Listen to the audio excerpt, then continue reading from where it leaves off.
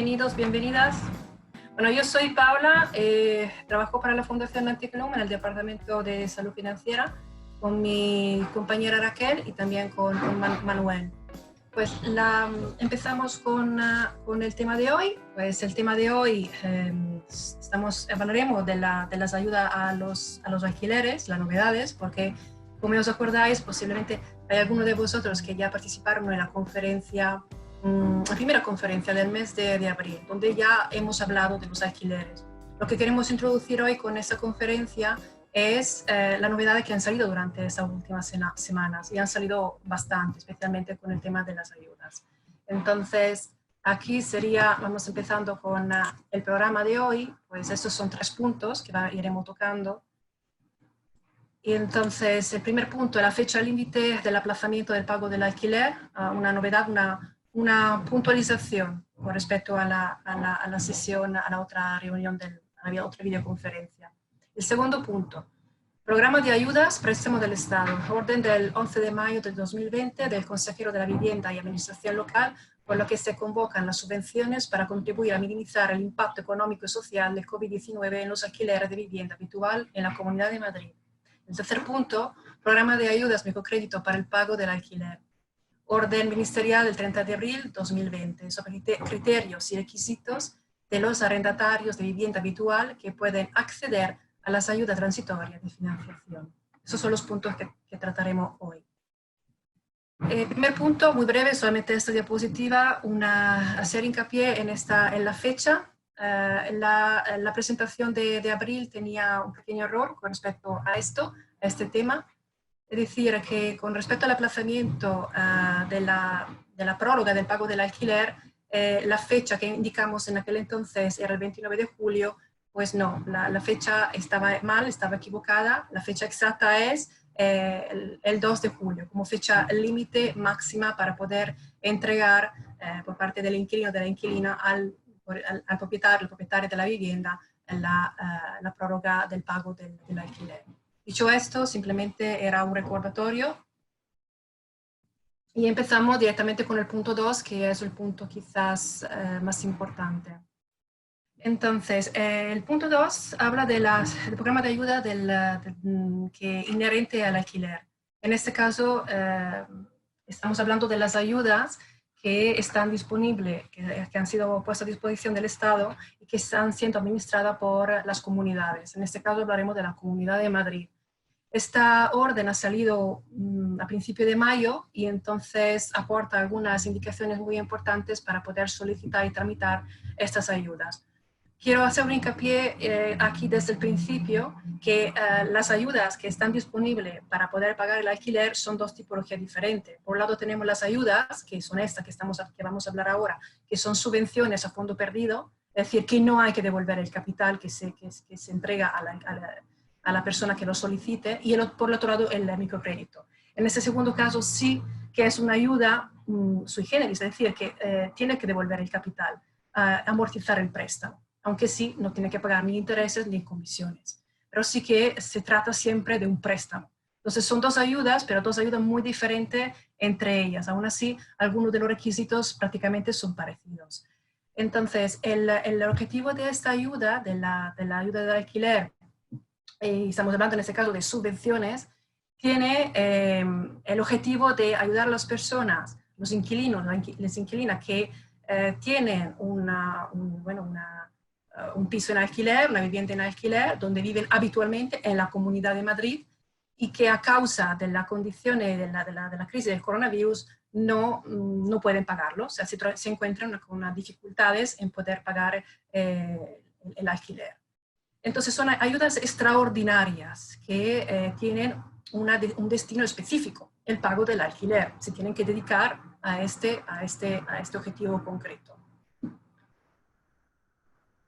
Una cosa muy importante es que el plazo para poder acceder o solicitar esas subvenciones es hasta el 30 de septiembre de 2020 inclusive, y hasta el agotamiento del crédito disponible. Es decir, que sí es cierto que hay una fecha que está relativamente lejana, pero es cierto que el capital puede terminar, el crédito puede terminar en tiempo relativamente breve. Así que es una ayuda que es importante solicitar lo antes posible para poder luego recibirla. En cuanto se va en la concesión de los préstamos, de las subvenciones, se concede en orden cronológico, es decir, que se van a considerar las entradas, las solicitudes a las subvenciones en orden cronológico de entrada. Entonces, también es importante recordar el importe de estas ayudas. La cuantía máxima recubre un 100% del alquiler, hasta un techo máximo de 900 euros al mes, durante 6 meses, es decir, unos 5.400 euros como mucho, como importe máximo que se puede conceder para estas ayudas. ¿Cómo tramitarlas? Existe en la página web de la Comunidad de Madrid, aquí podéis ver el link, pues este es el link de la página web oficial de la comunidad, donde podéis encontrar solicitudes y impresos que tenéis que rellenar para poder tramitar las solicitudes.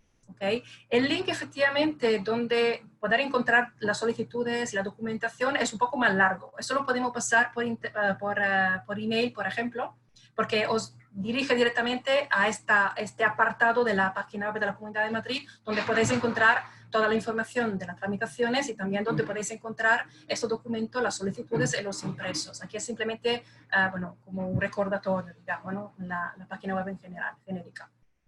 Entonces, es muy importante decir que las solicitudes se pueden presentar por internet, se pueden tramitar las solicitudes por internet, incluso dentro de la orden está como incentivada, ¿no? Es decir, que es mejor hacerlo por internet que no de forma presencial por correo, digamos, ¿no? Entonces, para poder hacer esto es necesario tener un DNI electrónico o un certificado electrónico reconocido por la Comunidad de Madrid, para poder hacer estas tramitaciones online, por internet, a través de la página web. En el caso que no se pudiera hacer esto, porque la persona no tiene estos requisitos, no tiene el DNI o no tiene el certificado electrónico, pues también se pueden enviar las solicitudes por correo, ¿vale? O tramitarla a través de las oficinas de la asistencia en materia de registro de la Comunidad de Madrid. Los requisitos para poder acceder a este tipo de ayudas son bastante extensos. Empezamos con esta primera diapositiva, luego seguiremos con otra porque no solamente hay estos requisitos, sino que hay otro más. Estos primeros requisitos tienen que ver más bien con criterios, indicaciones generales que tienen que ver con la identidad de la persona y con el contrato de alquiler. Es decir, la persona que solicita las ayudas al alquiler tiene que tener nacionalidad española. En el caso que fuera extranjero, pues tener residencia legal en España.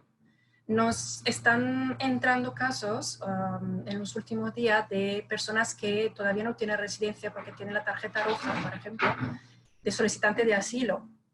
En este caso, estas personas no tienen todavía la residencia legal en España, así que en principio no están excluidas de poder solicitar este tipo de ayuda. Lo digo porque, bueno, ya están entrando casuística que nos estamos encontrando con respecto a esta temática.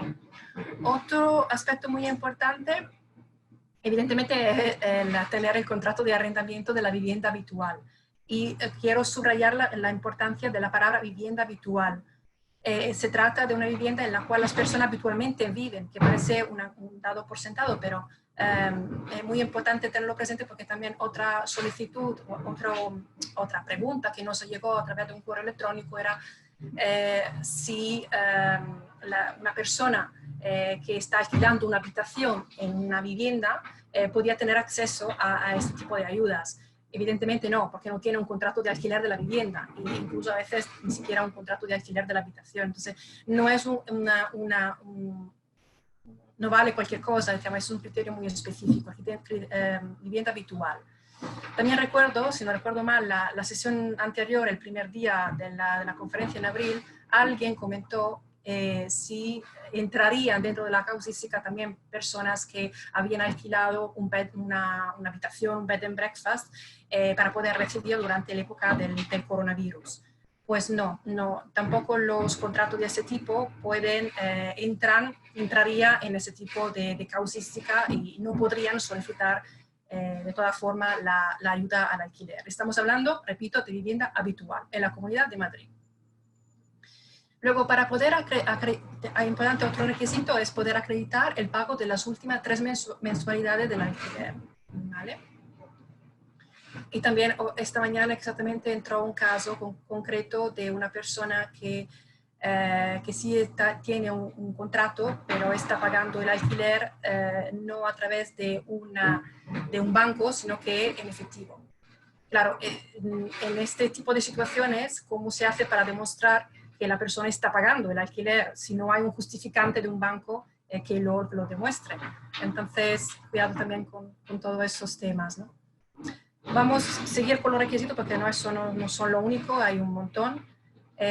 Seguidamente entramos en la parte más bien económica, es decir, las personas que puedan solicitar estas subvenciones son personas que se encuentran en una situación de vulnerabilidad económica por X razones, por desempleo, porque están en una situación de ERTE, porque han reducido la jornada por cuidado de personas mayores o por menores, y también empresarios o empresarias que han perdido, han tenido una pérdida sustancial de sus ingresos, ¿no? Entonces, las causísticas son varias, pero bueno, todas reúnen situaciones de vulnerabilidad económica. El segundo punto, estamos hablando de los ingresos netos de la familia, de la unidad familiar, que no pueden superar en el mes anterior a la solicitud de las ayudas los 1.613 euros con 52 con carácter general.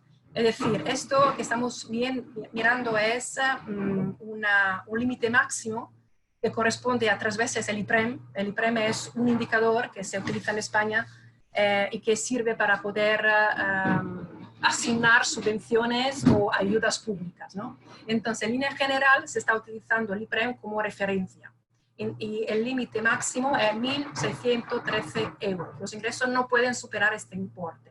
Sin embargo, depende un poco de la tipología de unidad familiar, porque hay muchas tipologías de unidades familiares que ahora veremos en la siguiente diapositiva.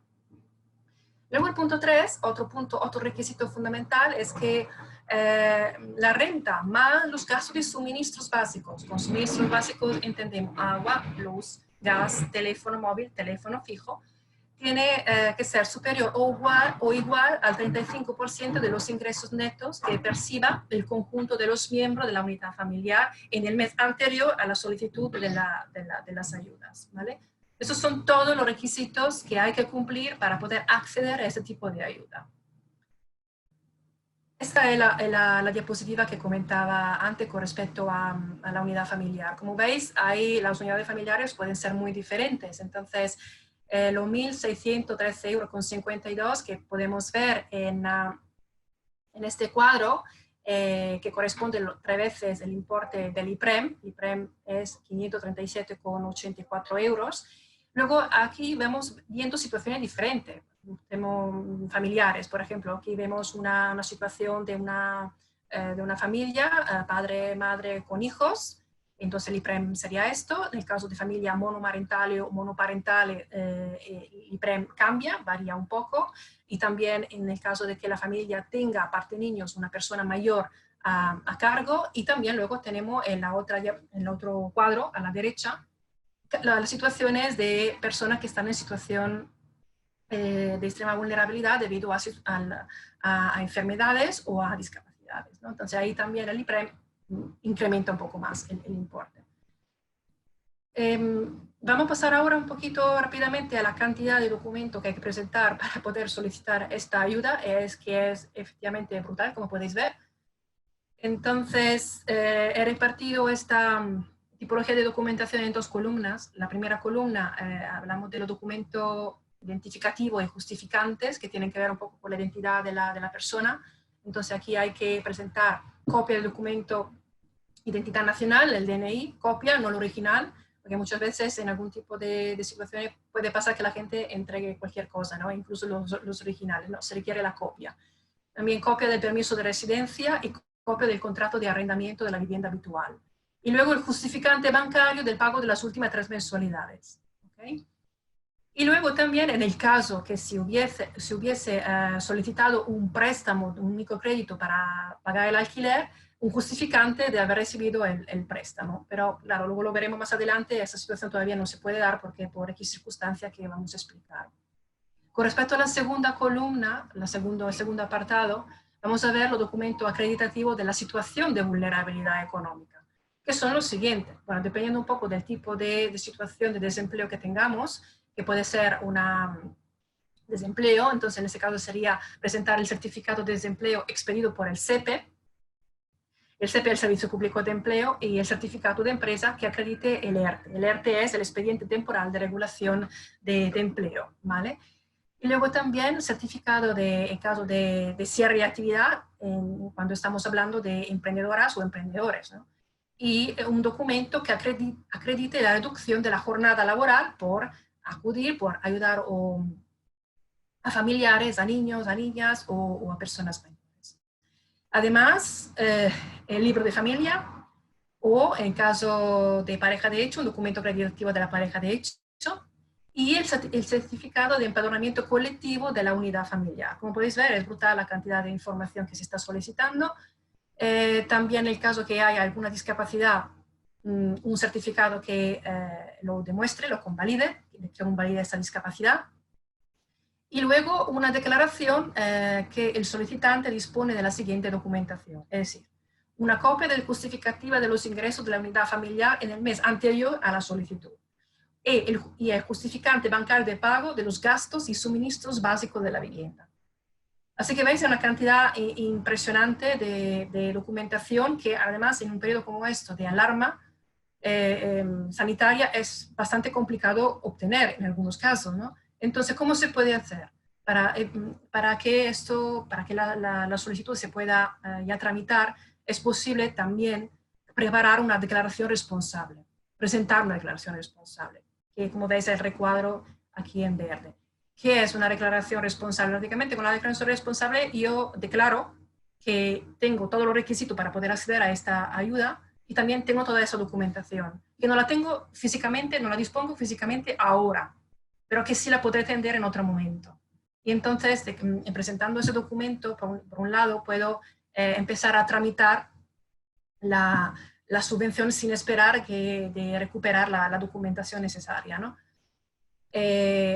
Cuando termine el estado de alarma, evidentemente dentro del periodo máximo de un mes es necesario entregar la documentación que falta. ¿Okay? ¿Quién emite la resolución o la denegación de las ayudas? Es el titular de la Consejería de la Vivienda y Administración Local mediante una orden motivada. La resolución se notificará a través del boletín oficial de la Comunidad de Madrid, en la cual se va a especificar la cantidad, los recursos y las condiciones de esa subvención. El periodo máximo de la tramitación, dentro en esta orden, se dice que es aproximadamente de 6 meses. Desde el momento en el cual se tramita la subvención hasta la solicitud, perdón, hasta la entrega hasta la resolución de notificación. Entonces, un periodo puede ser bastante largo. ¿Cómo se abonan las ayudas? Las ayudas se pagan a la persona beneficiaria en el número, en cuenta corriente que se ha indicado en la solicitud. Las ayudas son finalistas. ¿Qué significa que son finalistas? Que tienen que dirigirse a pagar solo y exclusivamente el alquiler y no se pueden dirigir a pagar otras cosas. En el caso de que se haya solicitado un préstamo y se haya recibido un préstamo para pagar el alquiler, esta ayuda sirve para pagar primero el préstamo y luego para pagar, si sobra algo de ese dinero, se siguen pagando los alquileres, el alquiler de la vivienda, ¿vale? Pero siempre hay que pagar el alquiler, o sea que finaliza esta tipología de subvenciones. Aquí ya estamos pasando al tercer punto. Y el tercer punto tiene que ver con otro tipo de ayuda, un poco lo que estaba comentando al principio. Estamos hablando en este caso de préstamo, de microcréditos para el pago del alquiler. Lo que sabemos es que hasta el día de hoy no hay todavía un acuerdo entre los bancos y el instituto, el ICO, que es el instituto que está gestionando estas ayudas de dinero. Así que realmente no están disponibles los microcréditos en los bancos, aunque tú vayas dirigiéndote a cualquiera de estas entidades bancarias, la más importante que hay en España, no hay todavía una solicitud mediante la cual se puede tramitar el microcrédito. Esta semana hemos también hemos conversado con una persona que trabaja en un banco, en Bankia concretamente, una responsable de área, y nos comentaba que todavía no se ha llegado a un acuerdo por parte de la entidad bancaria con el ICO. Y esto pasa también no solo con Bankia, sino que también con otras entidades bancarias. Así que de momento realmente la ayuda disponible para pagar el alquiler no es tanto el microcrédito, sino que la ayuda de la cual hemos hablado antes. Y con esta estamos todavía pendientes de ver si cambia algo.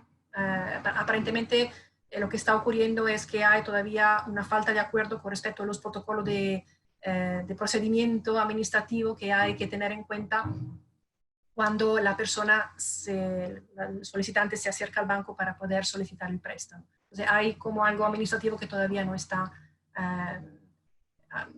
terminado, no está cerrado, ¿no? Y entonces no hay disponibilidad de dinero en ese sentido. ¿A quién se dirige este préstamo? Pues evidentemente la misma tipología de persona. Estamos hablando de personas en situación de vulnerabilidad económica sobrevenida por el tema de la crisis, de emergencia sanitaria. Y aquí vamos un poco a indicar cuáles son los actores que entran en juego en ese tipo de ayuda. Por un lado tenemos el banco, que concede el dinero al solicitante, la persona solicitante, el Estado y el ICO, el Instituto de Crédito Oficial, son tres, ¿vale? Entonces los préstamos serán gestionados por el ICO, que suscribe un convenio con el Ministerio de Transporte y al cual se van a adherir las entidades de crédito. Entonces, toda una serie de acuerdos y conversaciones que, como comentaba antes, todavía no se han acabado de hacer. ¿Okay? Este préstamo será concedido una sola vez, de forma directa, y a los arrendatarios de la vivienda habitual, que cumplan los requisitos. Ahora también vamos a ver los requisitos. Y como antes comentaba también con el tema de las ayudas, este tipo de ayuda es finalista, o sea, decir que tiene que dedicarse solo exclusivamente al pago del alquiler y no a otra cosa. Y ese tipo de ayuda también es compatible con la ayuda de antes, de las subvenciones, ¿vale? ¿Cómo se formaliza ese tipo de contrato? Bueno, hay un contrato evidentemente entre el banco y la persona arrendataria. En el caso de que el contrato de alquiler sea a nombre, tenga varios titulares, sea a nombre de varias personas, pues el contrato de microcrédito de préstamo tiene que aparecer todas las personas que son parte de que viven en la vivienda, que son titulares del contrato de alquiler. Un contrato único, no se pueden hacer más de un contrato de microcrédito para un préstamo, para un pago de un alquiler, ¿vale? Y todas las personas están sólidamente responsables del pago de la devolución de este préstamo, de la amortización de este préstamo, ¿vale? Otra cosa muy importante, responden de forma solidaria. Pero con respecto a la cantidad de dinero, estamos hablando de prácticamente la misma cantidad de lo que estamos hablando de las subvenciones. El 100% del importe del alquiler durante 6 mensualidades, con un importe máximo de 900 euros al mes y por un total de 5.400 euros. ¿Vale? Y las 6 mensualidades son financiables a partir del 1 de abril de 2020.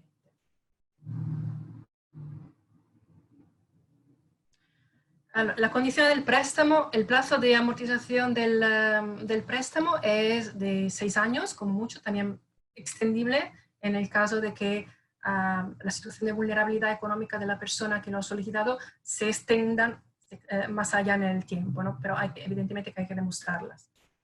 Es posible obtener una carencia inicial de los primeros 6 meses, es decir, que durante los primeros 6 meses prácticamente no se paga nada, porque como hemos comentado antes, eso es un préstamo que no tiene ni intereses ni comisiones. O sea, que el interés, la comisión lo paga, lo sostiene el ICO, no el solicitante. Entonces, realmente es posible tener una carencia durante los primeros 6 meses. Los gastos, eso lo hemos dicho, y también es posible hacer una cancelación total o una anticipación anticipada del préstamo sin gasto, sin comisiones. Los requisitos para solicitarlos. La persona que puede solicitar ese tipo de ayuda es bueno, una persona que se encuentra en una situación de vulnerabilidad económica debido al coronavirus y que no puede pagar el alquiler.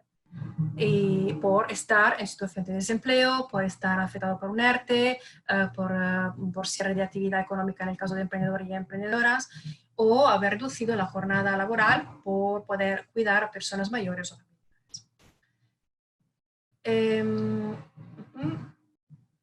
también aquí tenemos como un límite máximo del IPREM, que en este caso es de 5 veces el valor del IPREM, un poco más alto, de 2.689 euros con 20.